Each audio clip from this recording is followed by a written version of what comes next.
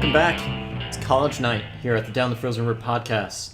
I'm Nick Lanciani alongside Colby Cuthbert, Connor Keith. We got for you some signings, but first, a little shout out to America. All right, Start chanting anytime you want, guys. USA. USA. USA. That's enough. That was more pathetic than an episode of I Conan. believe that we trying. will win. I believe. Oh, yeah, Sorry. that's just a soccer team. Oh, okay. Yeah. Well, give it a couple anyway. years, we might or might not qualify for the World Cup, If you are a fan of the United States hockey, which you should be. well, I don't want to make our Canadian viewers mad, but hey, thank you, Canadian people. We appreciate you. But all 7 Canadian teams are not going to qualify for this year's 2016 Stanley Cup playoffs. The first time since 1970 that has happened. It's also the second time ever in league history that no Canadian team will be in the playoffs. I'm pretty excited. Which, as poorly as they've played too, there should be a lot of teams very disappointed about that. AK the 16 teams qualifying for the playoffs. Okay, 15. Question. They obviously want their spot. Question, guys. Can I clarify that Colby hates Canada and I love Canada? So anyway, Okay. Colby hates Canada. That's me. First of all, That's my Connor's gig. way Connor more hates Canada more. That and Mexico. We love don't you, need. Canada. We don't need to. There's already the second soccer instance, so we need to not talk about soccer anymore. Dos a cero? Anyway, Colby, you were saying. Thank you so So much. do we give credit to Ottawa for being the last Canadian team alive? Like it At least like mini Should props. we? yeah. Like I mean, are we I are mean, we that is bragging to progress. the other Canadian Yeah, teams? Because like, we everyone- were the last eliminated, bro. Oh. Yeah, rock on. Eric Carlson and the Sins. No one thought at all that the Senators would be doing anything at this point in the year. Also, double IHF Women's World Championships going on. Team USA played Team Canada in their opening game. We don't in want the to tournament. talk about that, do we? Oh wait, Yeah, yeah, we we do. do. Because Team USA won. USA, USA. Now they're on the USA. train. Isn't that great? What was that? 3-1, Guys, correct? impossible. Yes. 3-1 was the Yeah. score. I will do the talking now. Fine, I'm Hillary just Knight. No, I'm just pulling your leg. Hillary Knight scored 2 goals in the win. Brianna Decker had a goal, the game-winning goal. So if you're playing along at home, those 2 stars for the Team America, Team USA, play for the Boston Pride in the National Women's Hockey League and were league season scoring leader and MVP of the Isabel Cup playoffs, respectively. So, yay America, go us, take that Canada. Sorry. But sorry, Canada. Anyway, so into the college news, as we were going to get at. We've had some signings over the last however many days. It's still picking up at this time of year. Fair to say that, it's definitely going to happen with some of the teams. The Sabres, we know, have been near the bottom of the standings, and they've added some guys that made some impacts. I know you probably want to mention Hudson Fasching. Actually, I'm going to go the opposite direction with that one. I'm going to go Casey Nelson, who All has right. 4 points in 4 games. I mean, That's pretty that's good. pretty solid for this defenseman who's coming in, playing a position that we kind of need. So I respect the kid. Fasching is still looking to get on the board again after scoring his first game. And in other news, we have some signings to talk to you about. The Arizona Coyotes agreed to a 3-year entry-level deal with Kyle Wood, a defenseman who had been playing in the OHL's North Bay Battalion. He's not Italian. I said battalion, just to clarify, in case anyone heard that incorrectly. 19 years old, $717,500 annual average value. In case you were curious, he can buy you dinner. Take this one away, Colby. I believe he was one of the players acquired in one of the trades this year, correct? He was acquired in was it the Tanguay or the Bodker deal? Or was that the same deal? Pretty sure that was the same deal. I don't know. They made a couple of trades with one another on that day, the trade deadline. Either way, he was acquired, and I think it's smart. I think Arizona They need defense. Yeah, Arizona's in a transition period where they're paying some older guys to just fill the positions right now. They weren't really expecting the playoff push that they did have, but I think this is smart. I think this is a good organization for this kid to be in, and I think defensively this could be somewhere he could step up. I don't know if he's necessarily walking into the team, but maybe next year if he can get going on the training camp, maybe he can make a roster spot in this young team. And if you want to talk defense some more, we have the Columbus Blue Jackets agreeing to a contract with Zach Werenski. He was a prospect previously drafted by the Blue Jackets, so don't freak out there if you're a Blue Jackets fan wondering, who is this guy? I mean, hopefully you shouldn't be wondering who that guy is. But he played at Michigan University, pretty solid. Yeah, I mean, this is where Colby loves to talk defense and defensive prospects, so I was hoping you'd jump in right now. I actually really do like his play. We watched him in the juniors this year, if I'm not mistaken. Definitely Did the dab a couple of times? That's not where. Okay, he's got Shout out dance to Cam moves. Newton. You know I hate the dab. Anyways, continuing. He ran the power play, and I think that's good skill to have. Teams are definitely looking for this, and like I said, this is another organization, Columbus. Defensive help is where they need it. Do you think he'll be in the top 6 next year? I think it might be a stretch. It may be a year sitting in the AHL. I'd love to see him get a few chances, but I don't really know. I think he might agree be because ready. I just pulled up his stats here. Last year as a defenseman, so I mean plus minus is a little bit more important there than it is for a forward. He had a +9 in his freshman year, and his sophomore year had a +7. So I mean, personally, I don't like that decline, but it's also only a 2-year sample for me.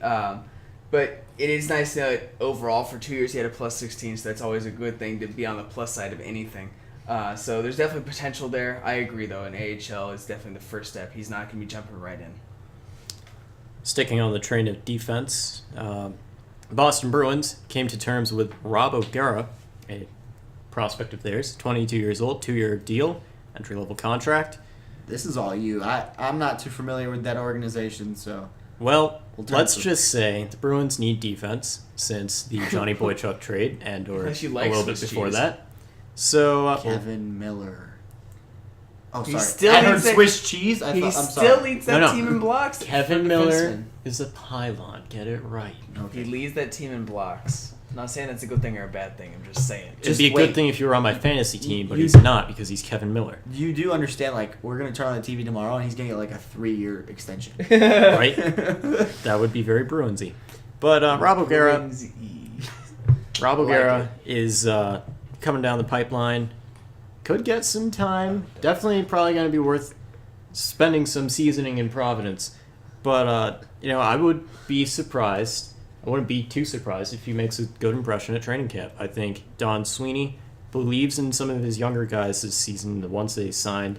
I mean, if you take a look back early in the season when he gave entry-level deals to the first-round picks of 2015 with Zavaril, DeBrusk, and Senshin, I think he believes in some of these guys at least developing in the system, and should be good to watch the next year or two, knowing that the Bruins have to do a lot more with their current NHL roster on the blue line. Colby, you got an idea? I mean, Which is with a the pretty big deal. Okay, so you Colby had have an idea. Morrow, and you have Trotman, and you have Krug, and also Miller. All need contracts at the end of the season. Pending RFAs and UFAs. whatever it may be. Pending free agents. Are you hoping that, like, you see Morrow or Trotman go so you can see a guy like this guy step into your team next year and hope for a chance, or do you want them to be brought back? Honestly, I'm hoping that Dennis Seidenberg will be moved somewhere. I mean, he's got 3 years left on his deal, $4 million cap hit. Not exactly the answer you're hoping for. You didn't answer the question. Which I will in a moment, but I want to see Seidenberg go as the first piece to then give Krug his due, although this season his numbers haven't been anywhere near last season. But sometimes it happens. You have an off year. Hopefully it doesn't happen again, though, because then I will be even more mad. But Kevin Miller, I wouldn't be okay with seeing him walk away in free agency. I think you got Colin Miller, a couple other guys that might be able to step up from the AHL, make the jump to the NHL. You got Morrow and Trotman, who I think you want to bring back and give one more year of competition, at least with one another, for a position on the team.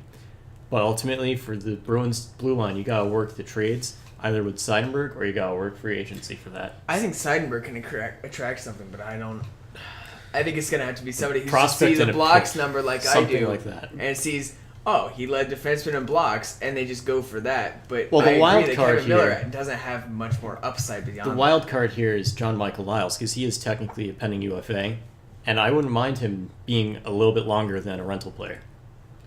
See, to me, we talked about this a little bit off air before we got going. I think Seidenberg would be one of the players you want to sell to Toronto.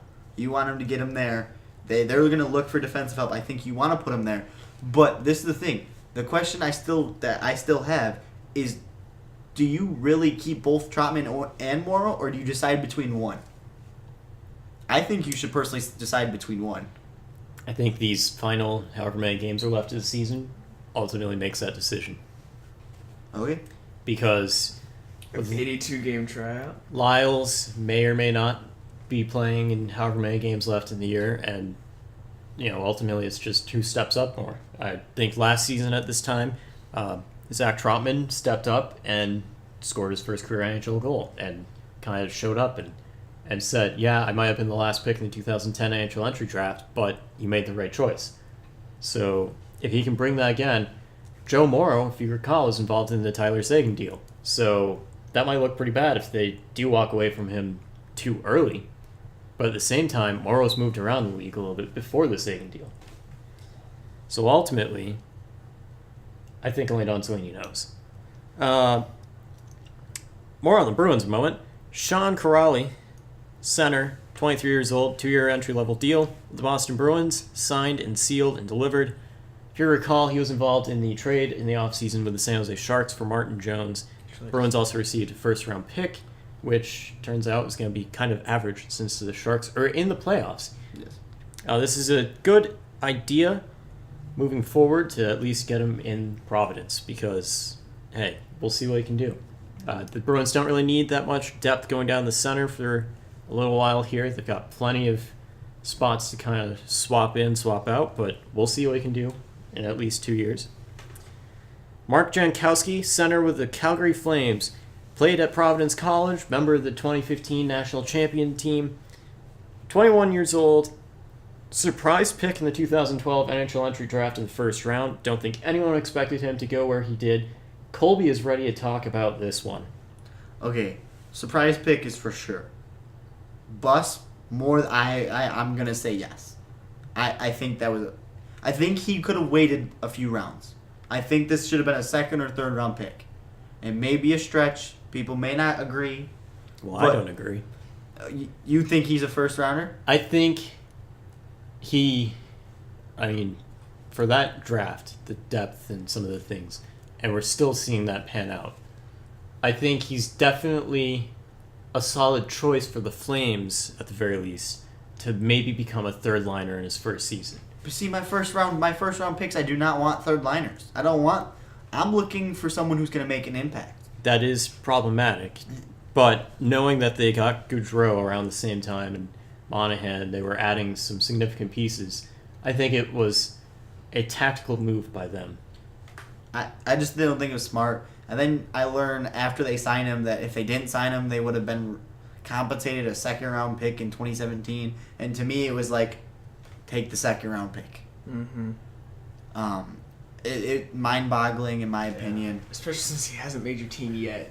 You already know you're probably not going to play him. So it's like, why not take that chance to the guy that at least you're going to pay him less? To me, he's not going to be in Calgary.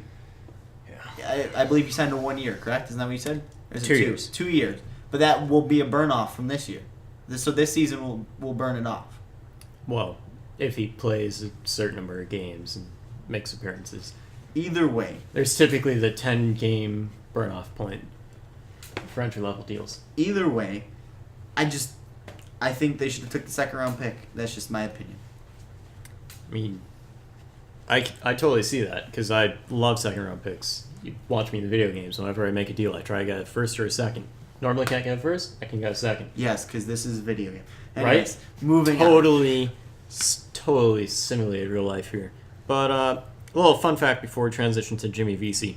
On March 31st, 1951, so technically yesterday if you're listening to this on Friday, the Boston Bruins and Toronto Maple Leafs played the last playoff game to end in a tie. It was a 1-1 game, Game 2 of the semifinals of that season at Maple Leaf Gardens. Because of Ontario's Sunday curfew law, it made it illegal to begin the third period after midnight, basically, on that night. I love the NHL's new On This Day feature. It's kind of like Facebook, but less annoying. So, totally going to work that in when it's interesting stuff. Appreciate the history of the sport. Anyway, Jimmy Vesey. This is a good transition, segue, subconsciously, Boston-Toronto. Vesey, 2012 pick of the Nashville Predators, just informed them that he will not be signing with them and will elect to test the waters of free agency on August 15th. TSN's Bob McKenzie says Colby has the answer. Well, The two leading candidates would be Boston and Toronto, as you just mentioned. Mm-hmm. Toronto being that his father is the scout of actually New England area, so that's kind of funny because that's where he's located. BC played at Harvard, and he's a North Reading, Massachusetts native. So Also, I believe it was in 2014 draft that they drafted his younger brother. So Toronto's kind of like, hey, we have your family, come play for Trying it. to do a stall situation. However, still waiting to see if there's tampering with that. on the other side of the fence, you have the Boston Bruins, and you have the situation where he went to Harvard. He's from Boston. He loves the area. Why not play for Boston? Why they're gonna be looking for scoring help, and probably a few forwards may be coming up depending on the Louis Eriksson situation. Or just someone to replace Brett Connolly. Anyway. This guy is going to be a free agent who a lot of people say could put up 20 goals in the NHL. Me, not one of the firm believers the first year. But he's going to be signing an entry-level deal. Yeah. So what's right around $1 million cap hit? Maybe a little, I think it's less. The most you can earn is $925,000. Wow, I can talk. Yeah, so like I said, close About to $1 million. About $1 million. If you throw in a few bonuses, you might get. So this is gonna be a hot commodity. I know. I'm speaking from Buffalo media. We've thrown his name around. I don't think anything's gonna stick. We don't really have any leverage on him. But You guys are still chasing after Stamkos. yes, that's a different story. But I mean, it's something, and I think it's important for people to realize that this kid could be in the NHL next year and could make an impact just about anywhere. I agree. Definitely going to be fun to watch. Definitely brings an element that is worthy of ethical consideration when it comes down to players like Jonathan Drouin, players like Jimmy Vesey. I mean, what point do you truly earn the right to kind of say, I want this team and I don't want this team? I agree, but in the same turn, it's like, just because you were drafted by them doesn't mean you have to sign. Which, I mean, I agree. I think I don't even know if it's even an ethical question as much as just sort of like, that's my responsibility. Like, I'm not going to give you a percentage here to know, but I'm sure it's, pretty daggum close to 100%. Like, so we would call it north of 95% of draft picks sign with their draft team. Well, so it's like, if they get offered a contract. Right, exactly. But if they're good enough that they know they're going to be signed. They take it. And it's like, as much as it might be anti-culture to do something like this, it's like, not to say I respect him, but whatever a correct fit for that synonym would be, like, I respect him for testing his options. Like, I don't know, I don't want to play in Nashville. The Boston situation, personally, I get the whole geographic thing of being attached to Boston, but I don't think it makes sense, especially if Boston can get Louis Eriksson, in my opinion. Like, we talked about their Swiss cheese defense earlier. Scoring's not their problem, and I don't think that he fits the bill. Well, it has been the last couple of weeks, but we're not doing power rankings. You talk about respect with BC. I actually grew respect for him because he could have signed this deal. And just took the money and been like, I'm interested in money. May not be the best fit for me, but he decided, you know what? I don't need the money right now. Yeah, I can wait. And to me, I think it's big. He's going on to graduate from Harvard, so that's pretty cool. Also, that might get you a job in most places. I think it's a good situation. I actually respect him for deciding, hey, I don't need the money right now. I can respect him for, at the very least, dealing with it professionally. Yeah. Because there's a lot of mud being slung around. There we go. That's the one. What is grammar at, almost midnight on a Thursday night? But anyway, the whole, did he lie to the Predators? Who was communicated to? Who was not? I agree. That is a little bit more to. shady, but I think it's something to be said for him not having to comment on it and just the agents dealing with it and coming out and being as clear as they can be. Yeah. Now, whether you want to talk about ethical agents, that's, a great topic for course in college. But see, that's the same issue is Nashville being 100% honest. That's also the, devil's advocate there. Because no, they're the Predators. If you You're welcome for the hot takes. If you have been reading, like if you read the official statement they released, it was like they were warned, like, you need to deal with the business. Mm-hmm. and you need to understand there's a possibility that we might not be here. Mm-hmm. And then the GM well, I thought he was signing, blah, blah, blah. Well, then you're not communicating with him. If what the agent says checks out, then, I mean, you were properly informed, and that's your decision to leave a hole for him or not leave a hole for him. I agree. That's just a business decision that you got to make. Exactly. I mean, good stuff here. The one thing we do know going out of this is there's now 29 teams he can sign with in the future because Nashville probably won't be interested. Yes, I would agree. Yeah, until there's a potential expansion team in, say, Las Vegas. Yeah, he has 29 instead of 30 to sign with now. But we'll give that time. So we'll continue college night. Maybe we'll offer a special just for down the first attracting the college crowd. I'm kidding. We can't really do that. It's just a podcast. Sorry, right. Listeners. And Colby's technically still underage. Oh, wow. Wow. I mean, snitching. we just gotta make sure that we're legal here. I mean, true. 21 means 21, kids. And right. Just say no and stay in school. Do all those nice things. And now for something entirely different. This week we welcome our guest, Frank. Say hello, Frank. How's it going, guys? Hey, it's awesome to have him here. We're very thankful, feeding him to the wolves. You might hear him a lot more in the near future. Right, Colby? Yeah, I mean, I hope so. We're all excited. Well, let's get right into it and feed him to the wolves, as I said. So we got the NHL email dump that happened over the last week. The Toronto Globe and Mail had taken all the unsealed documents from the ongoing NHL lawsuit concussion battle in Minnesota courts, and we have some big takeaways of an NHL, a league in an existential crisis from the 04-05 lockout until a few years ago. Yeah. Anyone care to point out anything that stood out to them? Just my honest opinion, this was not good for the league. I mean, I think it's pretty apparent that it's not good, and it's just a bad situation that we have jokes being thrown around when it's a serious matter.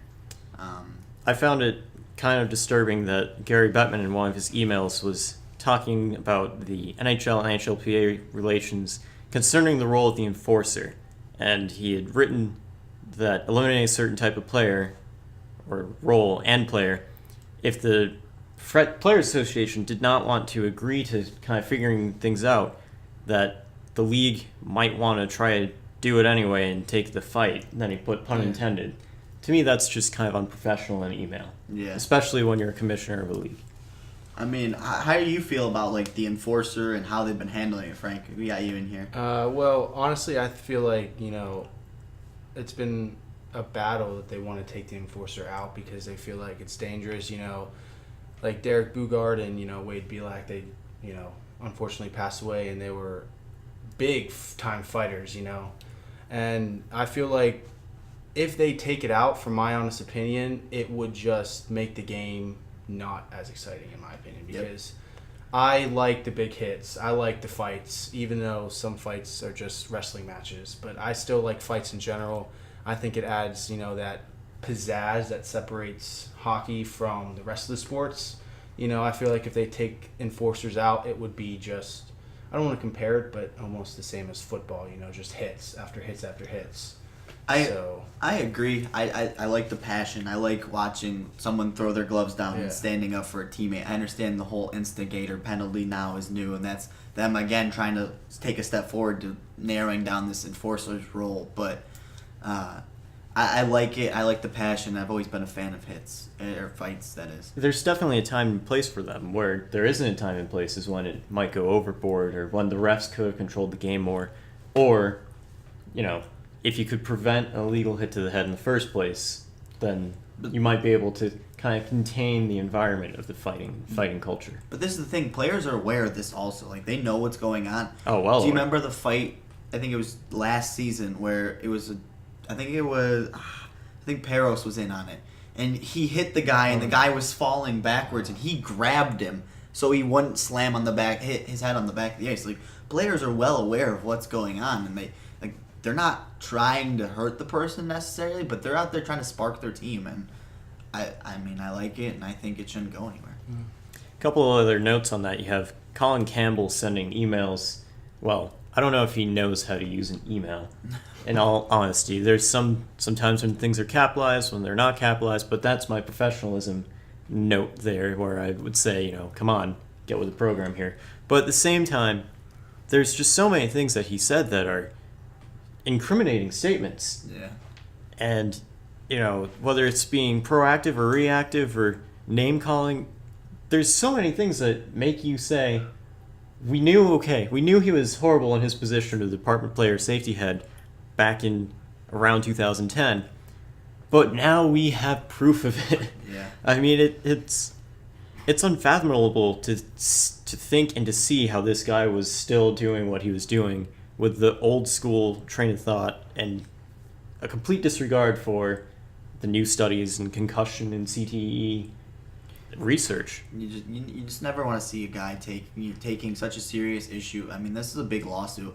NFL is dealing with it. I mean, it's going to hit probably every league eventually in some manner. So it's just bad seeing him not take it serious. Yeah, exactly.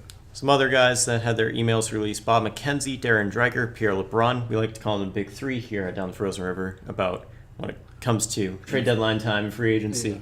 Yep. You also had Steve Simmons and Adam Proto. Brendan Shanahan was one of the more proactive voices from the pool of former players / whatever role he kind of worked his way up to. As we know, he was a player safety department head last season. He's now working with the Toronto Maple Leafs as president. But I like what he had to say in several of his emails, coming very professional manner and saying, look, this is an issue. I believe we need to look into it, whether we take out fighting entirely or whether we, at the very least, change some of these hits to the head rules. So kudos to Brendan Shanahan. Maybe now I'll start to stop making fun of, those videos. I'm Brendan Shanahan. Anyway. Oh, come on. Everyone loved those videos. I'm those were Brendan a good Shanahan. time, This yeah. is the Department of Player Safety. Let's transition now to the wild card battle. For those of you that are not aware, there's a bit of an intense battle going on between the Boston Bruins, Detroit Red Wings, and Philadelphia Flyers. Whether it's the last wild card spot or the last Atlantic spot, Boston and Detroit are battling for the last Atlantic spot, technically. While Detroit might fall out as long as the Flyers are ahead of them in the wild card position, as the league standings currently stand as of Friday. So Frank, we'll take. You're the Flyers fan here. This is the reason you're in here. Let's hear it. Let's hear what your They thoughts. have about the momentum wild going card. in their way. Do you They see do. them making it? All right. Hold on. ahead. Start with your team out. Who's not making it out of the Bruins, Detroit, and Flyers? All right.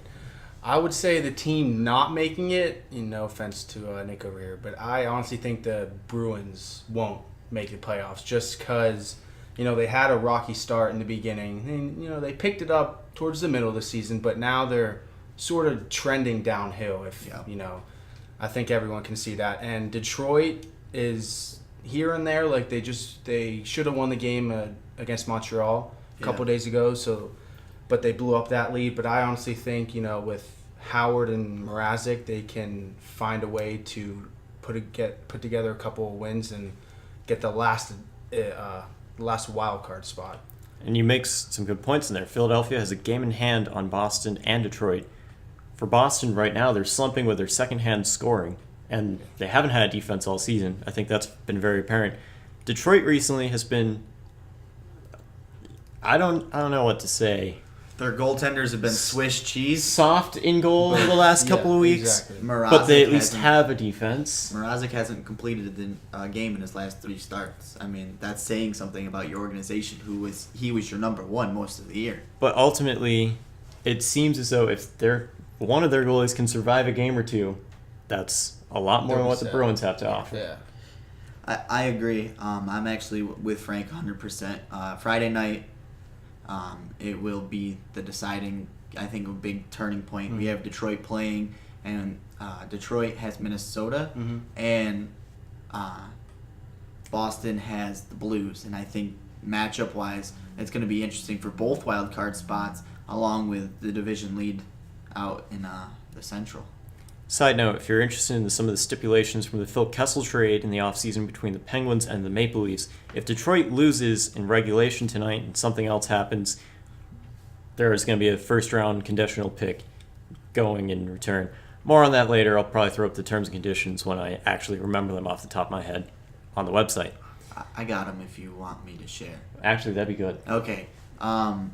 If Pittsburgh makes the playoffs, then Toronto gets the 2016 first round pick, and then Pittsburgh gets the 2016 second round pick. If they were somehow to not make the playoffs, the pick the stipulations would continue over to next year, and if the Penguins made the playoffs again, it'd be a 2017 first round pick, and vice versa, it'd be a 2017 second round pick for Pittsburgh. If Pittsburgh doesn't make the playoffs next 2 years, Toronto gets a second round pick and Pittsburgh gets nothing. Bottom line, Pittsburgh can clinch tonight, depending on how a couple of the teams below them pan out. I think plain and simple, they're going to make it this year. They're one of the hottest teams in the league right now. They just jumped the Rangers last night. Yeah. If you guys didn't know that, but yeah, they'll definitely make the playoffs. So they're on I think their last 11. They're 10-1. Yeah, something right along those lines. line. Yeah, they're on fire right now. Yep. Also, to recap, there's only one team from the Eastern Conference that currently has a playoff berth, and they're the Washington Capitals, this season's President's Trophy winners. Whereas in the Western Conference, look at that, creative segue. 6 teams are in the playoffs, and they're all the divisional spots of the Pacific and Central Division. All 3 teams from California in the playoffs. Dallas, St. Louis, and Chicago still battling for first in the Central Division. Let's talk about that wild card race. It seems to be another 3-team race. You have Nashville in the first wild card spot, 91 points. Minnesota currently in the second wild card spot, 87 points. And Colorado outside of the playoffs, looking in, 82 points on the season. Colorado has a game in hand on Minnesota and Nashville. Colby, we'll go with you for your thoughts. All right, so out of the 3 teams, I want to see Nashville and Colorado, but I don't know how realistic it is at this point. I think the game, like I said, Friday night, Minnesota versus Detroit, I think that will be a big play in this. If Minnesota pulls off the win, I think it's their playoffs. And I don't think Nashville's really in the race. I think Nashville's kind of already wrapped this up. But like I said, if Minnesota pulls off the win, I think they got it. I'm still pulling Colorado. I want to see them make it. I had them in my preseason predictions. I still want them in. But it's maybe a little too late right now. And Frank, your gut feeling? I probably have to agree with Colby. Colorado, I don't know if McKinnon and Duchesne are back, but they were just out, 5 games, something like that, and they're their top 2 best guys. And without them, they could barely win a game. Yeah. So I feel that they are going to come up short and they're going to fall outside the playoffs. So, and I feel Minnesota may make a run with that second wild card spot. They're catching fire of late, and I think they might go deep in the playoffs there. They just had their 5-game winning streak snapped, I think, a few nights ago. So that's something to say about the red-hot Minnesota Wild. And and I'm going to have to go with Nashville, Minnesota, standing ground and holding their wild card positions, because if you recall, very beginning of the season, I had Colorado outside the playoffs. Colby was saying they're going to be in, but I just don't see it from their roster yet. I think some more experience coming their way. This season will be a good season for them, although they're 6th in the Central Division, which now in such a league that divisions are slightly more important than conference standings, that doesn't look good, but it looks a lot better than Calgary, Edmonton, Vancouver, Arizona in the Pacific Division. So at the end of the day, I think they're going to be on the cusp of maybe making the playoffs next year. That division's so loaded. To say that they're finishing whatever in the division is mind-blowing, because they really are strong. Yeah. Mm-hmm. And they have the ability to be a playoff team, I firmly believe, but not in that division. I think it would have been much nicer if they were over in the Pacific. It's going to take a year or two of one of the teams ahead of them to have an off year. Yep. Which, depending on how Nashville's been trending this season, they could be a team that might be in the same position of maybe not making it next year. Yep. Couldn't agree more. Exactly. Also, if you take a look at Twitter, and you were up late last night, Nathan McKinnon tweeted something that recalled some tweet that had some relevance to Jonathan Drouin. So, in case you're into any of those crazy conspiracy theories out there, seems Colorado likes to reunite some of their junior relationships, given that Patrick Waugh is their head coach and they have Grigorenko.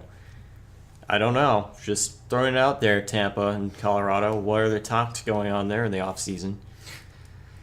That could be a fun one. Obviously, I was hoping Druin would move at the deadline. Obviously, it didn't happen. So we'll be waiting at the draft for that trade call. Or, of course, it could mean absolutely nothing, and Nathan McKinnon should maybe log out of Twitter next time before something like that happens again. So that's all we have for this week. Thanks to Frank for stopping by. Thanks for Connor for also stopping by, technically. And Colby Kephart, Nick Lancian, Connor Keith, and Frank, we'll see you next time.